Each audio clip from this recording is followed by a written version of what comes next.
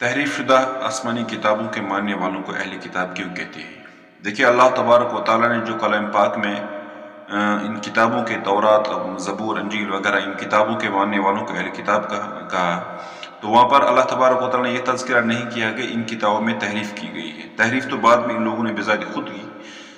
اصل میں ان نے ایمان جو ان کتابوں پہ لایا، اور ان لوگوں کو یہی کتابیں دی گئی، جس طرح سے امت محمدیہ کو قرآن پاک دیا گیا، اسی طرح سے ان لوگوں کو اللہ تبارک و تعالیٰ نے تورات، انجیل، زبور یہ کتابیں دی۔ تو ان کتابوں کو دینے کے بعد ان کو اہل کتاب کہا گیا۔ باقی جو بعد میں تحریف ہوئی، تو تحریف ان نے بذات خود کیا۔ اصل میں ان نے ایمان جو لایا وہ ان نے اصل پہ لایا، لیکن تحریف شدہ پہ لایا۔